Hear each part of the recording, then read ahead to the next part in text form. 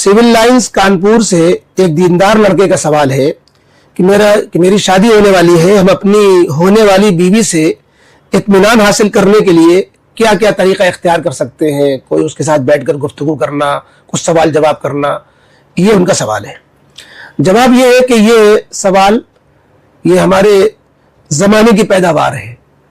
अजीब रवाज चल पड़ा है कि लड़के लड़की को शादी से पहले ही बात करने की आज़ादी उनके वालिदैन दे देते हैं।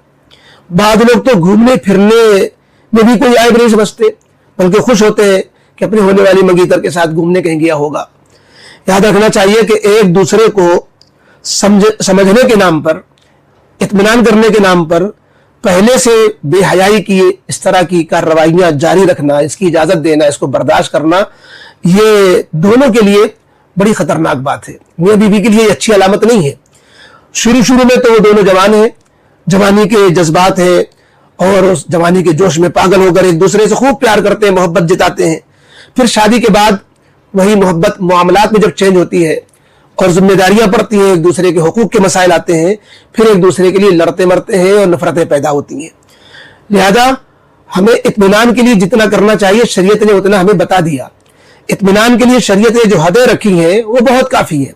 मसलन रिश्ते के इंतखाब में वालिदैन की जिम्मेदारी बनती है, दोनों तरफ के वालिदैन की, कि दोनों का जोड़ सही रखें, यानी कि देख ले दोनों तरफ कि अखलाक दीन कैसा है, अकायद सही है, नमाज वगैरह दीनदारी है, अखलाक वगैरह ठीक है, और आने जाने से, बर्ताव से, दूसरों से पूछने से इस तरह का अंदाजा निकल आता है। बस इतना काफ़ी है। और एक इजाज़त और दे दी गई है कि किसी बहाने से लड़के लड़की वालों के यहाँ जब आना जाना हो तो इतना कर ले कि एक नज़र लड़का लड़की को एक नज़र देख ले, एक लड़का एक नज़र किसी बहाने से लड़की को देख ले। मसलन जो है सब लोग बैठे हुए हैं, लड़की से कह दिया गया जाओ भाई दस्तरखान बिछा जाओ, पानी रखे आओ, इधर लड़के से कह दिया गया जो लड़की पानी ला रही है दस्तरखान बिछा रही, यही इसी से तुम्हारा रिश्ता है। इस तरह खुलेआम वो भी नहीं। आज जो खुलेआम बेहया के लड़का आया, उसने उसको अंगूठी पहना दी, इसने उसको अंगूठी पहना दी, और मंगनी के नाम पर ना मालूम क्या क्या होता है। ये दीन और शरीयत को छोड़कर इत्मीनान हासिल कोई नहीं कर सकता। बहरहाल इतनी तो इजाजत है कि एक नजर एक दूसरे को देख ले, उसके बाद अल्लाह पे भरोसा करे। अल्लाह के नबी अलैहिस्सलातु वस्सलाम का कितना प्यारा इरशाद है कि अल्लाह रब्बुल इज्जत निकाह के जरिए से जो मोहब्बतें डालते हैं, अल्लाह ने निकाह से बढ़कर मोहब्बत वाला कोई अमल ही नहीं रखा। यानी अल्लाह रब्बुल इज्जत खुद दोनों दिलों के अंदर ईजाब और कबूल से वो बीज डाल देते हैं कि ऑटोमेटिक वो फिर जिंदगी भर के लिए एक दूसरे के लिए फरेफ्ता रहते हैं और मोहब्बत होते हैं।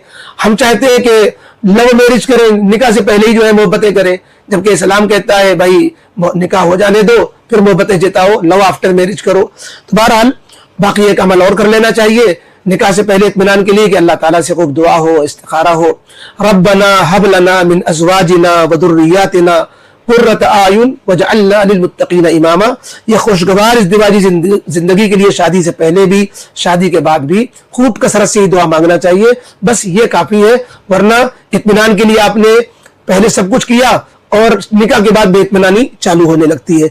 गुनाह करके इत्मीनान हासिल करना या इत्मीनान करने के लिए किसी गुनाह को करना, ये कोई दानिशमंदी की बात नहीं है।